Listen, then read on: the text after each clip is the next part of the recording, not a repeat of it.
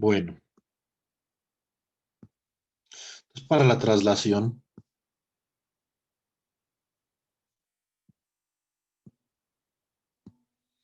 pues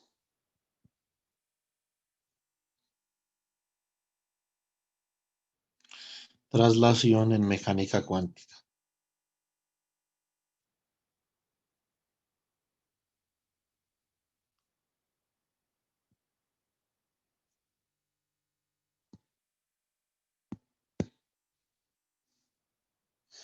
Entonces, un estado localizado. Nosotros habíamos dicho que un estado localizado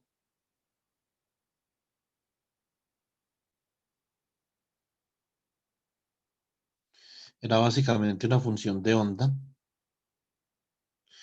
y obviamente que correspondía a un estado proyectado sobre una base, ¿cierto?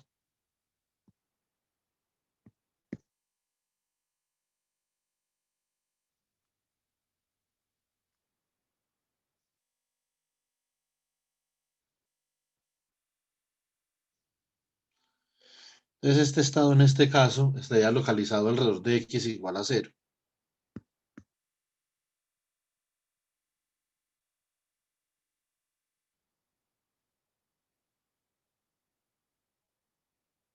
¿Por qué se le llama a esto estado localizado? Pues básicamente porque la mayor parte de la probabilidad está por aquí alrededor de este punto, ¿cierto?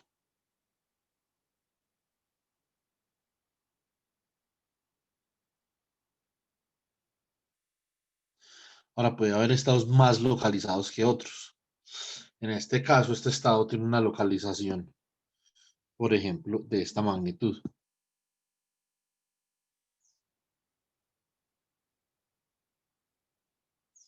¿Sí o no? Podría ser más localizado. Entonces, lo más localizado que uno podría tener es un delta.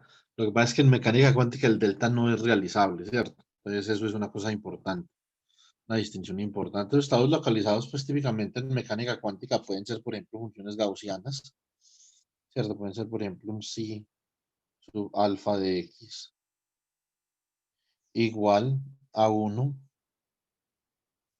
sobre 2pi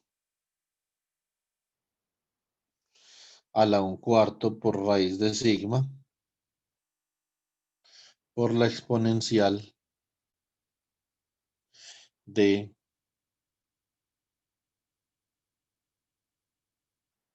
menos x al cuadrado sobre 4 sigma cuadrado, ¿cierto?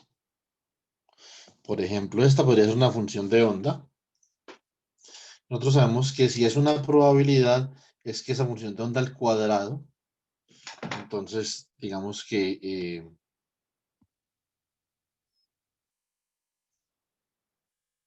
esa función de onda al cuadrado, entonces la integral entre menos infinito e infinito es 1.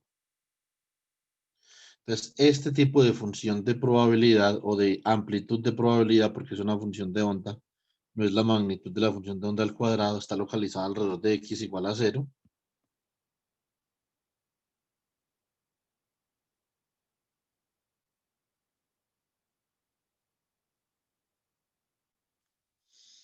Y tiene la propiedad que esta dispersión de acá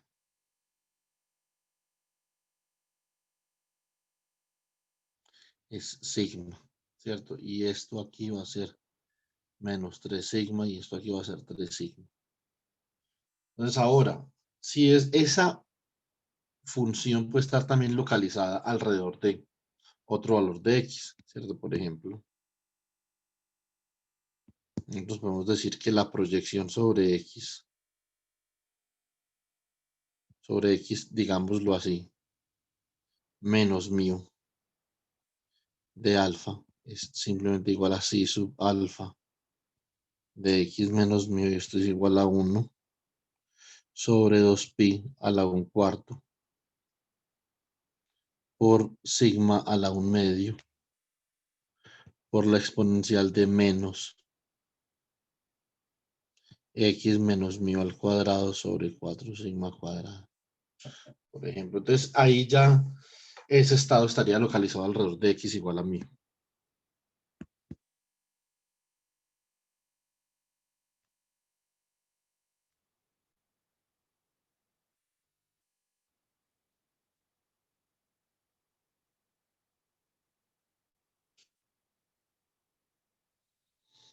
Entonces, por ejemplo, digamos que esto es mi vaca.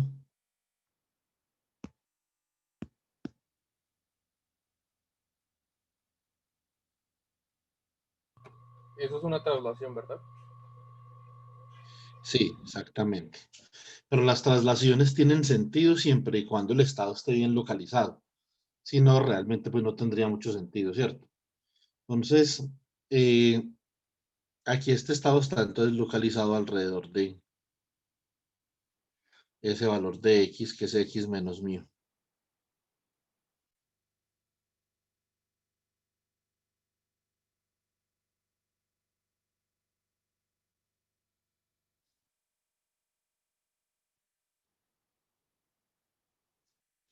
¿Cierto? Entonces, es más o menos el concepto de localización, más o menos, ¿cierto? Entonces, por lo menos el concepto de localización a nivel funcional, que eso es importante para nosotros en este punto. Porque es que localización, cuando uno habla de localización, se puede referir a varias cosas. Entonces, por el momento, cuando hable de localización, nos vamos a referir a esto. Listo. Entonces, ¿qué operación puede cambiar? Entonces, la pregunta es, ¿qué operación en mecánica cuántica cambia este estado a este otro? Y tal como lo dijo Andrés, una traslación. Es traslación.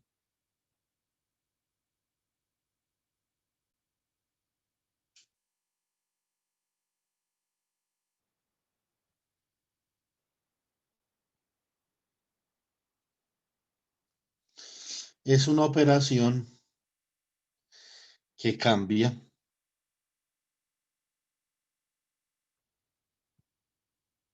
un estado localizado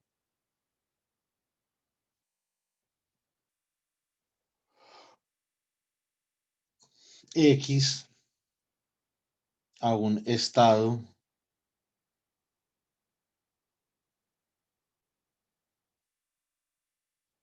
localizado alrededor de X' más de X'. Digamos que esto es X' acá. El que es de X' más de X'. ¿Cierto? Entonces, ¿qué operación es esa? Esa operación es una traslación. Y, por ejemplo, en el libro de Sakurai, esa operación está denotada por una J así. Yo tengo una pregunta. ¿Sí? Cuando nos referimos a tener un estado localizado, ¿se refiere a conocer la función de onda? No, cuando nos referimos a tener un estado localizado, nos referimos a tener la función de onda centrada alrededor de un punto. Vale. O sea, en el caso que teníamos era de X. O se refiere a este X menos mi. No, lo que pasa es que cuando usted tiene la función de onda, usted está proyectando sobre alguno de esos kets,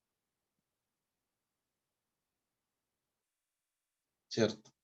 Entonces, si usted conoce el autoestado del operador, por ejemplo, en X' o en X' más de X' puede conocer la proyección de un estado arbitrario en el espacio vectorial en esa base particular, ¿cierto?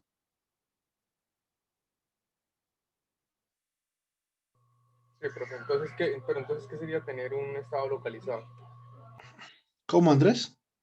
Pero entonces, ¿qué sería tener un estado localizado? Pues lo que dice usted, tener la función de onda en un punto específico. Pues eso usted no lo puede tener, pero usted puede tener la función de onda alrededor de un punto específico, ¿cierto? Con determinada dispersión. Sí, eso. Eso sí, ¿cierto? Pero en un punto específico, por ejemplo, así, no.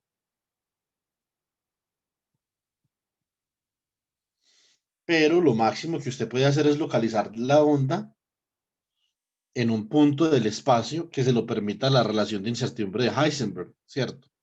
Es decir, que esa dispersión sigma x multiplicada por la dispersión en el dominio del momentum sigma y sea mayor o igual que h barra medios. Este es el límite de localización que usted tiene.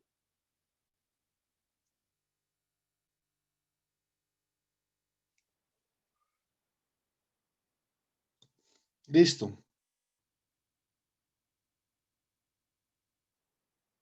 Sí, profe, entendido. Entonces, este operador J, que depende de este elemento diferencial de x' que hace sobre ese estado, lo traslada.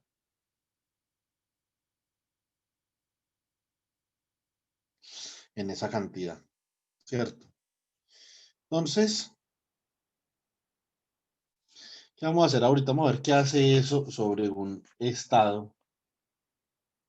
Vamos a ver qué hace eso sobre un estado arbitrario. ¿Listo?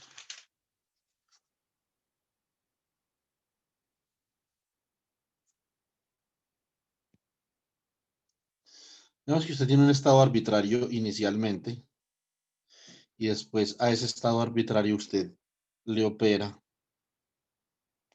con el operador traslación.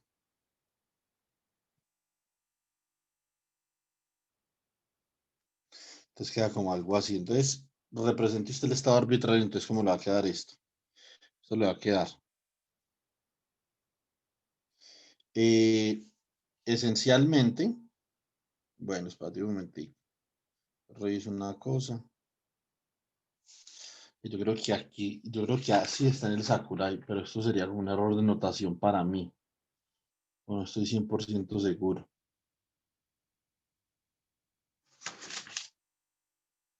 Bueno, entonces voy a representar este estado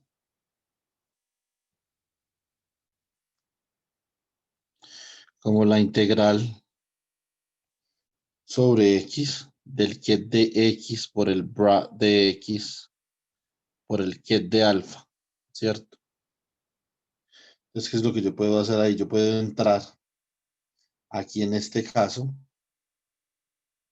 y yo puedo operar con j adentro, siempre y cuando uno sea x y el otro sea x'. Ese es el error que yo creo que cometió el libro. Pues que no estoy seguro si lo cometió o lo cometí yo. Pero usted no podría tener los mismos porque usted no puede introducir dentro de la integral una función que depende de la variable con la que se está integrando. Entonces eso no lo podría hacer. Eso sería de 3x por j de dx' actuando sobre x por el bracket entre x y alfa. ¿Cierto? Básicamente eso es lo que tendríamos nosotros ahí. Ahora, esto sería igual a ¿quién? Esto sería igual a la integral sobre x de el ket de x más de x' por el bracket entre x y alfa. Una cosa que nosotros podemos hacer acá es un cambio de variable, ¿sí o no? Eso aquí en este momento digamos que se convierte en en algo perfectamente plausible. Entonces, si x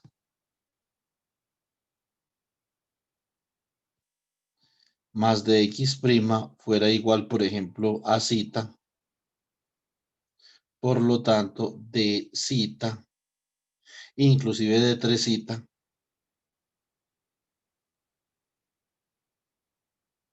sería igual a ¿quién? A de 3x, ¿cierto?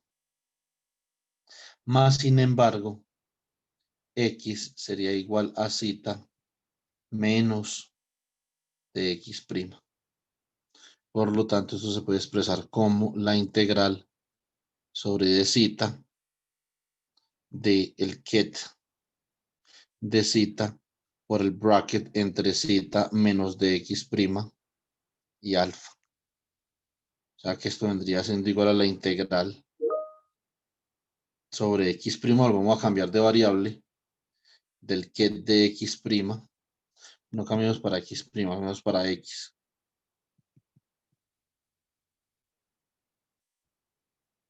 Por el bracket entre x menos dx' y alfa. O sea que esto es igual a la integral sobre dx. Ahora le coloquemos acá un 3. Esto es tridimensional. De la función de onda psi sub alfa de x menos dx' por el ket de x. En eso quedaría la función, en eso quedaría el estado alfa. O sea, el estado alfa sería una superposición de todas las posibles traslaciones de la función de onda, ¿cierto? Entonces, esto es una traslación obviamente hacia la derecha de la función de onda, tal cual como lo tenemos ahí. Bueno, una cosa importante que uno debe observar es que una traslación no hace nada, digamos que no introduce ningún cambio significativo sobre la función de onda, simplemente la está trasladando. Eso significa que la probabilidad, por ejemplo, que representa esta función de onda en esta región es la misma que representa en esta región. No hay ningún cambio en la probabilidad, no puede haberlo, simplemente es una región diferente en el espacio en donde se localiza el electrón. Más sin embargo, la probabilidad para hallar el electrón alrededor del punto de localización debe de permanecer invariante. Obviamente, eso tiene que ver con la normalización del estado, que en ambos puntos el estado está normalizado. Por lo tanto, el bracket entre alfa y alfa, si usted traslada alfa, pues ha de ser igual al bracket entre el operador J daga, actuando sobre el bra de alfa, por el operador J actuando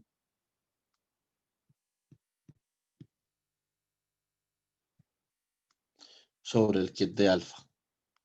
Si esto es igual, eso significa que esto ha de ser unitario. Por lo tanto, si J daga de dx' es igual a J de dx', esto ha de significar igual a 1. Esto va a significar que J daga, perdón, que J, sí, J de dx' y J daga de dx' son operadores unitarios.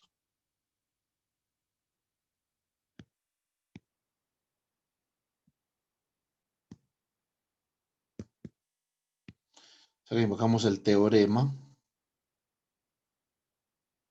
de Noether.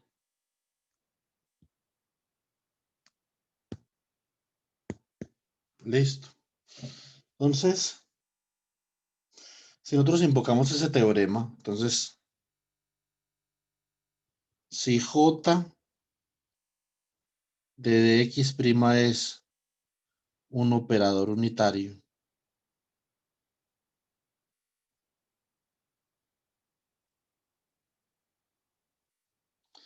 ha de estar asociado con una variable conservada.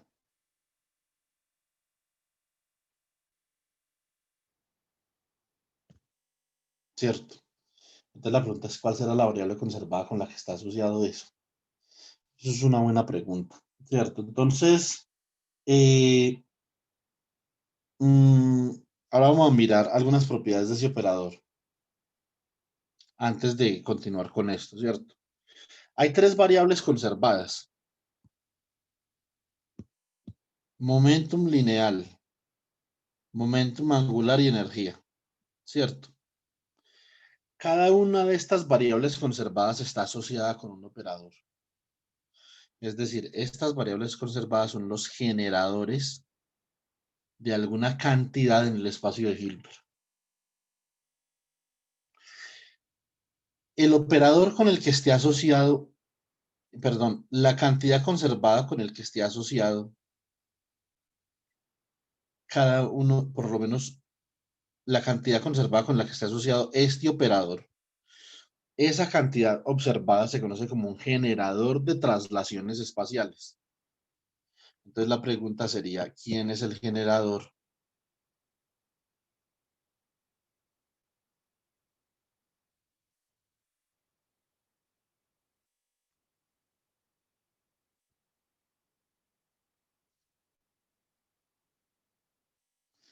de traslaciones espaciales?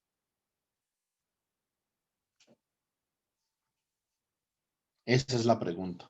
Para nosotros saber con cuál de estas tres cantidades conservadas está asociado ese operador, ¿cierto? Entonces esa es la pregunta que vamos a resolver en un segundo. Va a ser una pregunta importante porque más o menos nos vamos a dar cuenta cómo construir el operador traslación, que es un punto importante. Ahora, pasando un poquito la hoja, sin pasarla ya mucho,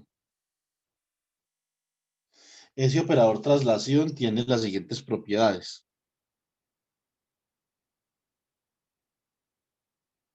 Bueno, una cosa, los operadores que están asociados con esas cantidades conservadas, si no se ha roto ninguna simetría, son unitarios. Recuerden eso, si no se ha roto ninguna simetría.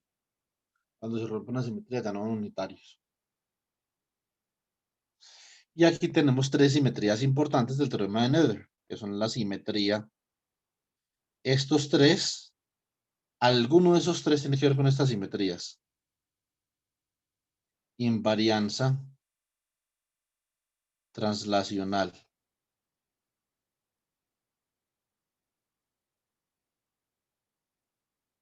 Invarianza rotacional, invarianza temporal.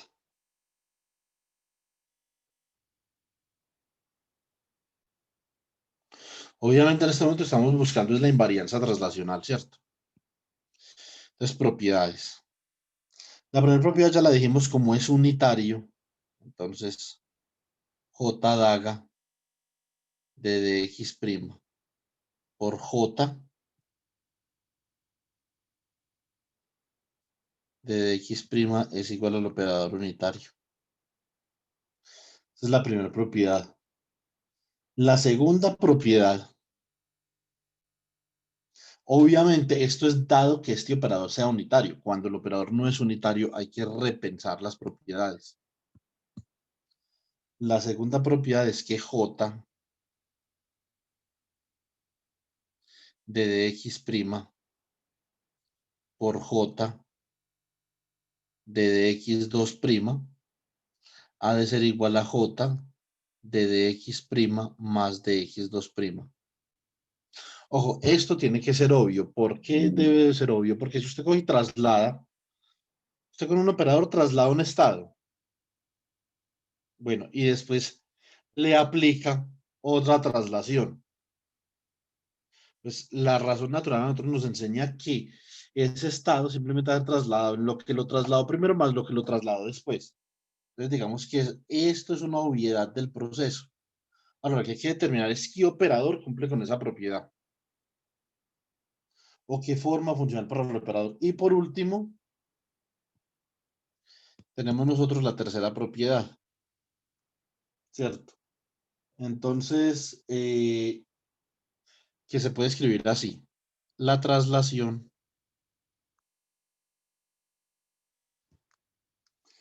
en la dirección opuesta,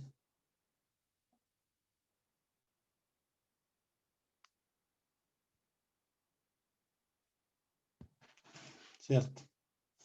Es igual a la inversa de la traslación original.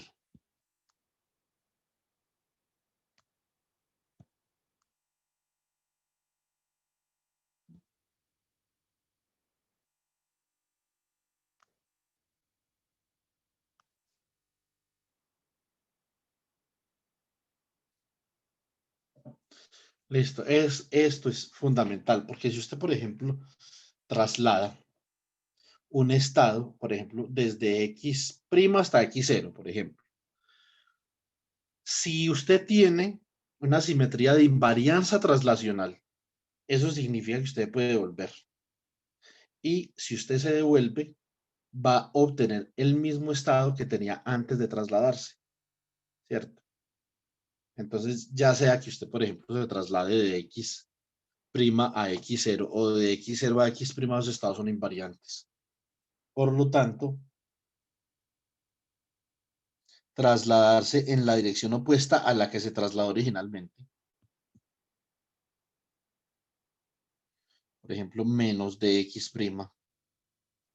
es equivalente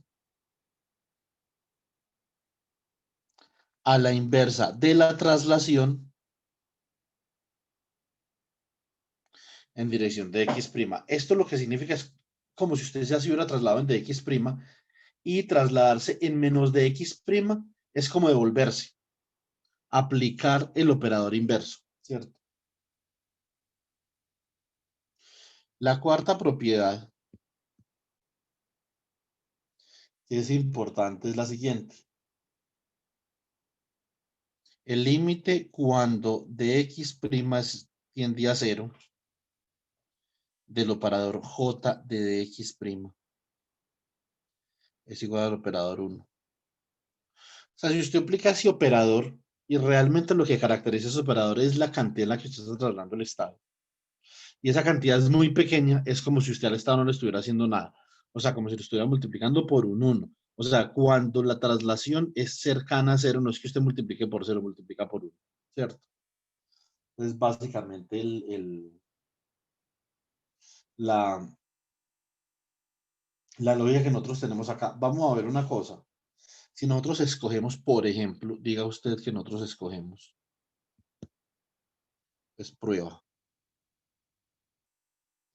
Nosotros podemos como el operador traslación, j de x' igual a 1 menos i, siendo esto un vector, por ejemplo, una traslación vectorial menos i, por un vector k producto punto con dx', por ejemplo. A ver, ¿qué nos daría eso? Esto nos daría que si vamos a calcular, por ejemplo, j daga de dx' por j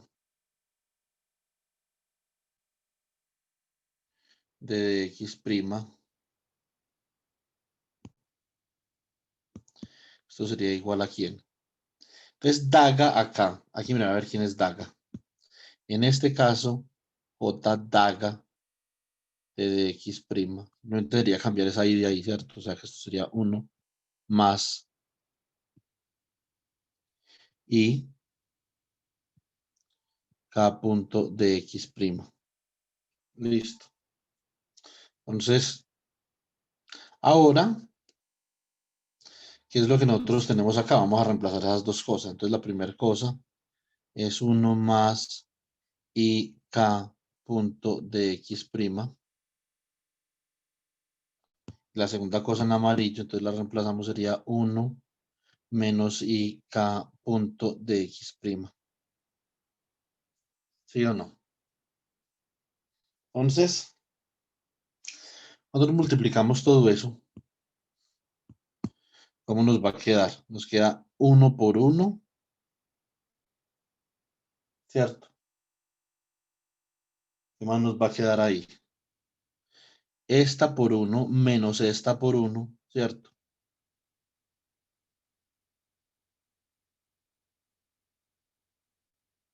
Ah, ojo, me faltó sacar acá. Ese K, nosotros nadie nos ha dicho que ese K sea hermitiano. Ese K por un operador no hermitiano. Entonces esto hay que sacarle la daga, ¿cierto? Ah, no, la daga no va ahí. La daga va aquí. O sea que esto es 1 más K daga punto dx' por i menos i k punto dx'. O cuando k sea igual a k daga, eso es cero. Por lo tanto, nosotros sabemos que eso no puede ser un operador hermitiano, ¿cierto? Entonces, porque si no, simplemente el operador traslación sería un operador 1. Ahora, ¿qué nos queda acá? Nos queda esto de acá, que es i por menos i es 1. Entonces nos quedaría más un producto de orden 2 en K.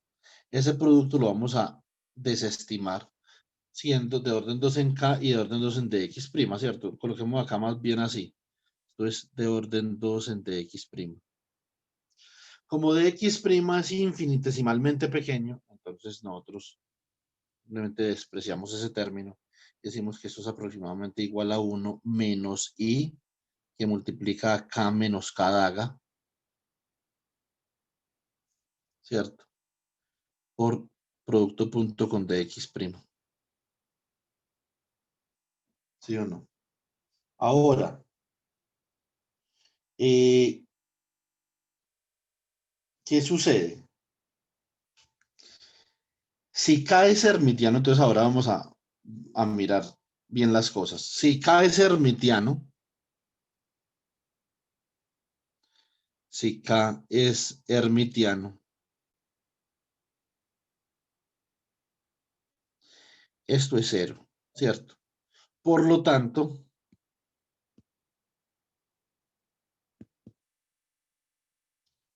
J daga por J sería igual a 1. Por lo tanto, para que esto se cumpla a cabalidad, nosotros tenemos que escoger J igual a 1 menos I K punto de X',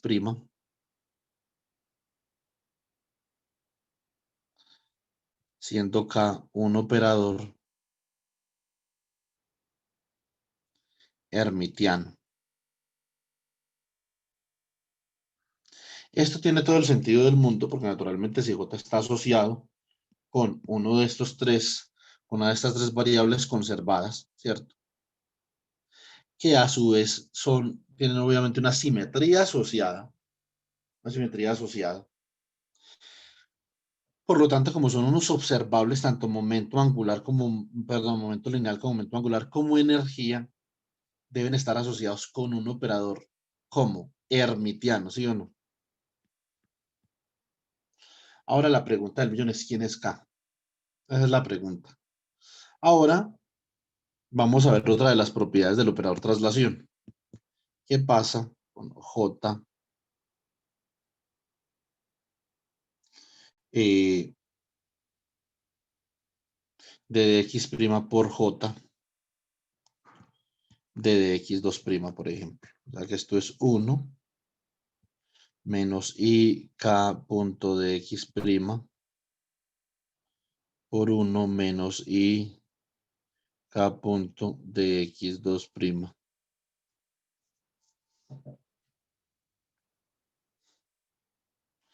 ¿Cierto? Entonces, ¿qué tenemos aquí? Vamos a multiplicar todo.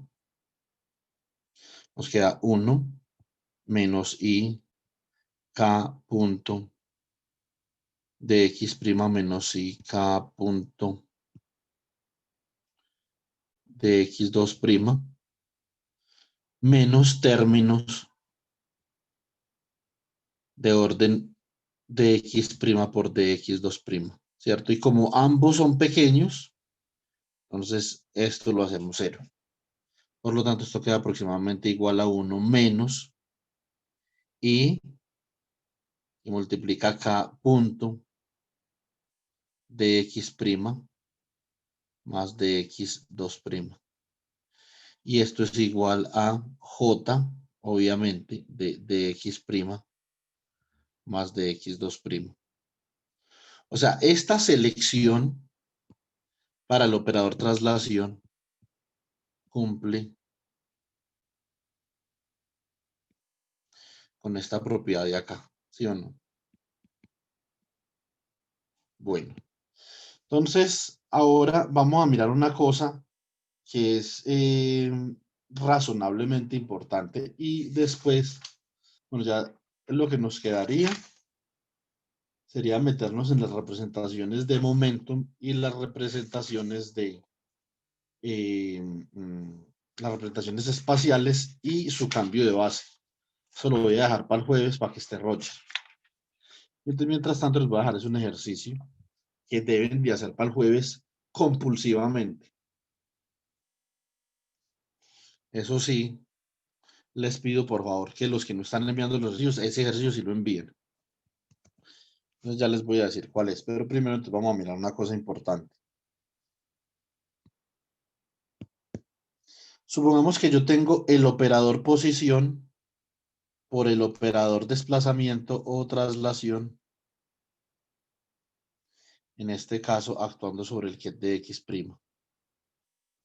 ¿Qué es esto? Entonces primero yo actúo con el operador que traslación y entonces ¿cómo me queda esto? Me queda x por el ket de x' más de x', ¿cierto?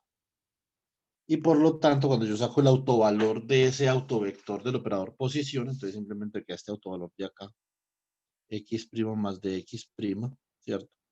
Por el ket de x' más de x'. Ese es el primer autovalor ahí. Ahora vamos a hacer lo contrario.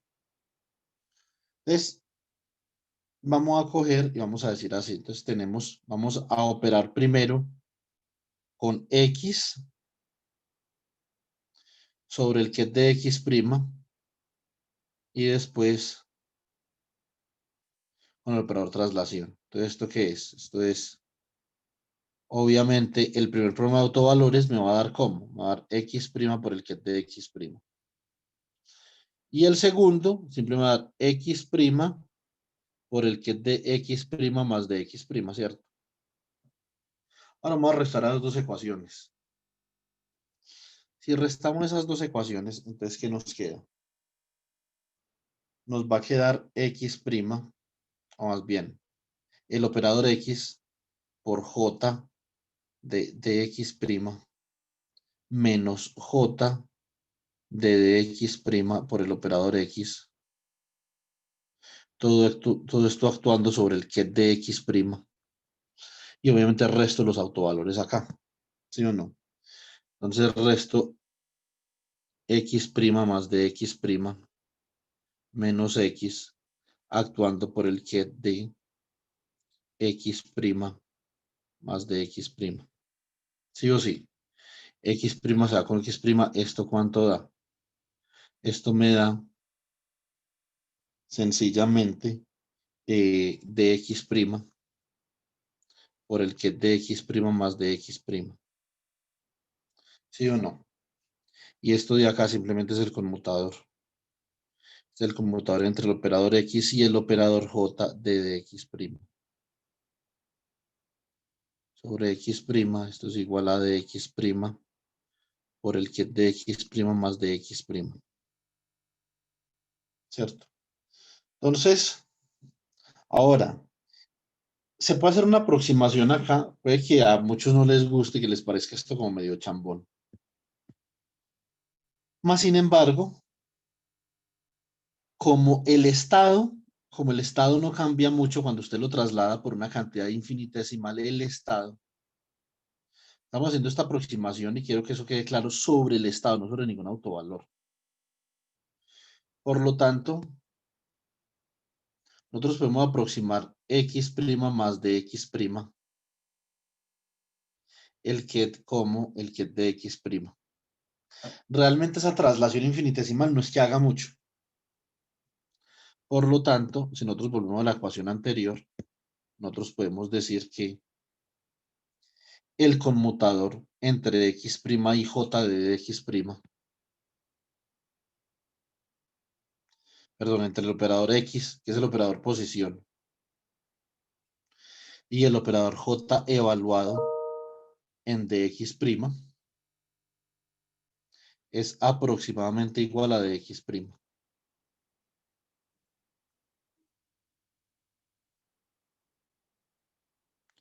Esta es una relación importante. Ahora, puede que a uno le guste, obviamente, la forma como llegamos ahí, a uno le guste, ¿cierto? Entonces, pero si ustedes más o menos ven, o sea, si ustedes analizan esta parte, es completamente plausible hacer eso porque, por ejemplo, usted tuviera una función de onda acá, supongamos. Y usted traslada esa función de onda infinitesimalmente, la traslada como así.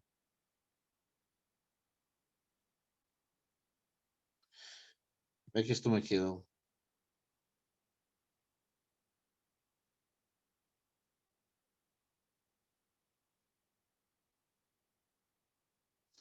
Realmente el cambio en el estado es ínfimo.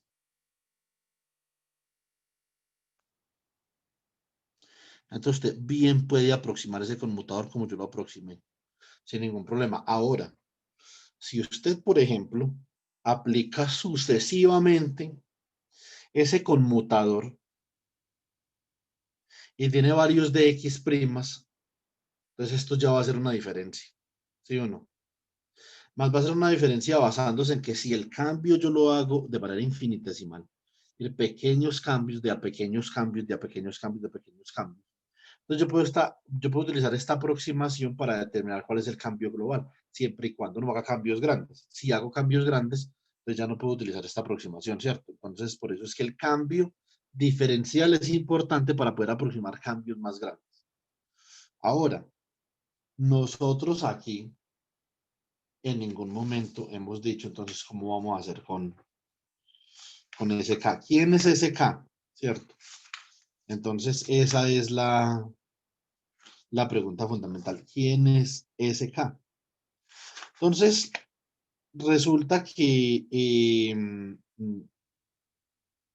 para nosotros poder hallar SK, es decir, para nosotros poder caracterizar por completo J de dx' igual a 1 menos I, multiplica acá producto punto con dx'. Digamos que hay que hacer cierto análisis físico, ¿cierto? Entonces que yo quiero que ustedes por el momento, hagan a través de este ejercicio. Ya les voy a decir qué ejercicio es.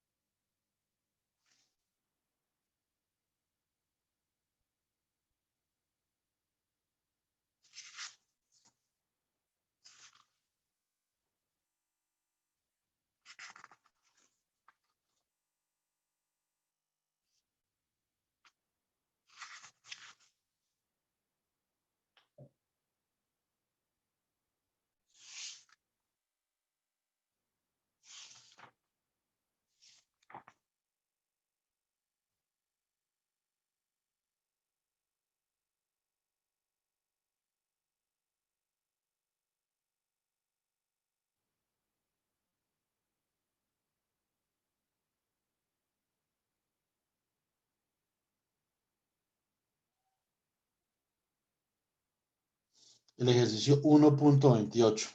¿Listo?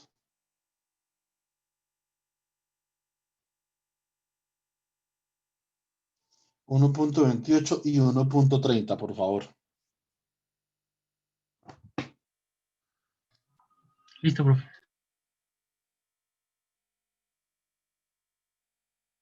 Ahora vamos a hablar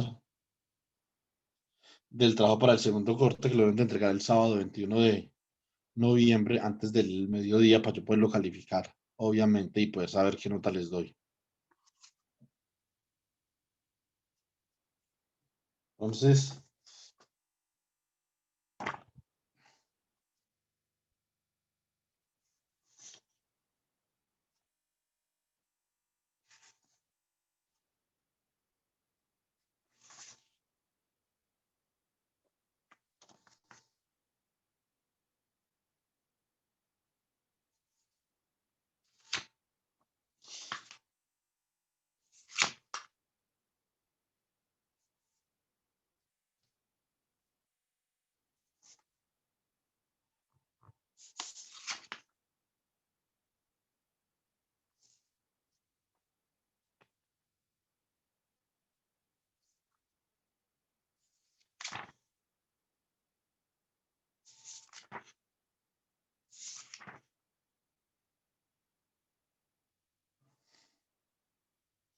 Van a hacer un resumen de la sección 4.1 y 4.3 del Sakurai.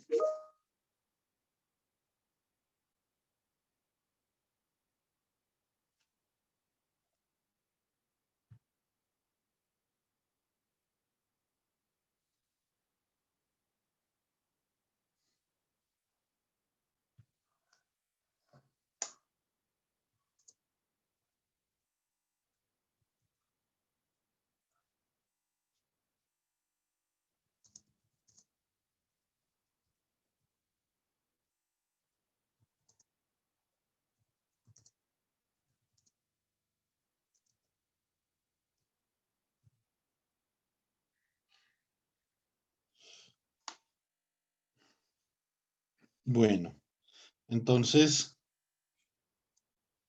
4.1 y 4.3 del Sakurai. Listo, yo voy a hacer mi resumen también. Vamos a comprar los resúmenes, a ver cuál resumen queda mejor.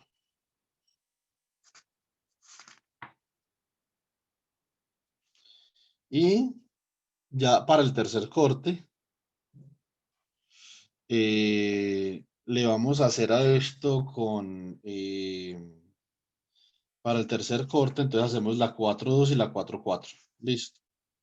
Ya son son otro tipo de simetrías que son importantes, pero sobre todo en el tercer corte me quiero concentrar en la simetría de invarianza temporal, ¿cierto? Y en el problema de espinón medio. ¿Qué tiene que ver eso con la simetría de invarianza temporal? ¿Sí o no? Listo, entonces hacen ese resumen, pónganme mucho cuidado.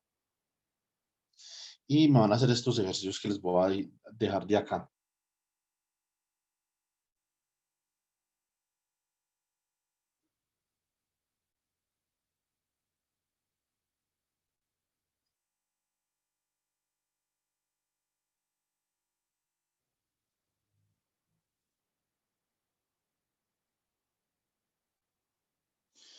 Eh,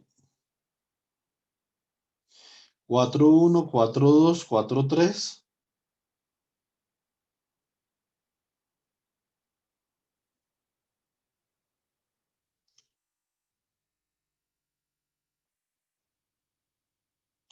Cuatro siete y 4.9.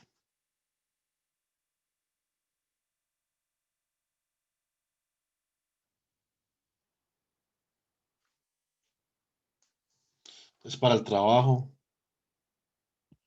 4.1, 4.2, 4.3, 4.7 y 4.9, ¿cierto? Listo, profe.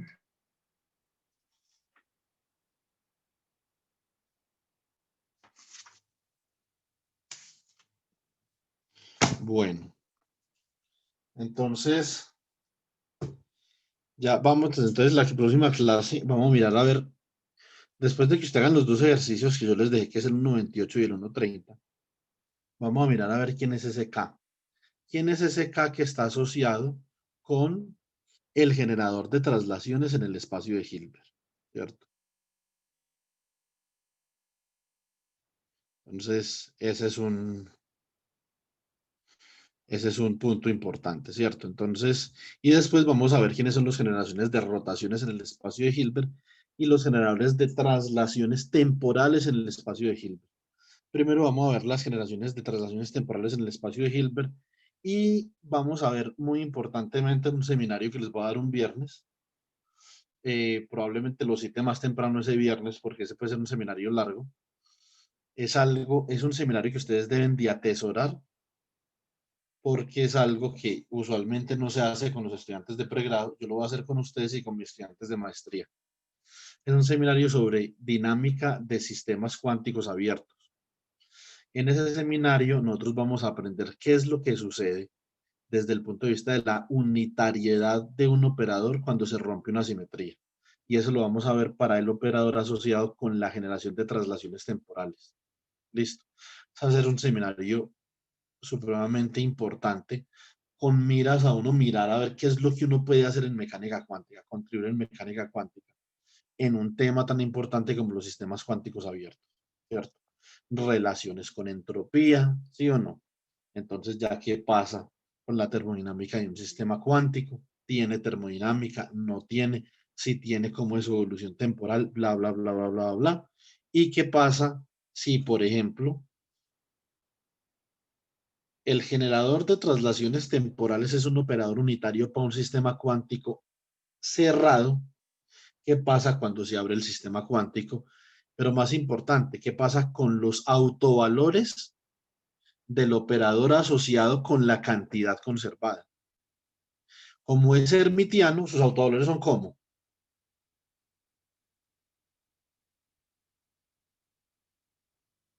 ¿Cómo los autovalores de un operador hermitiano?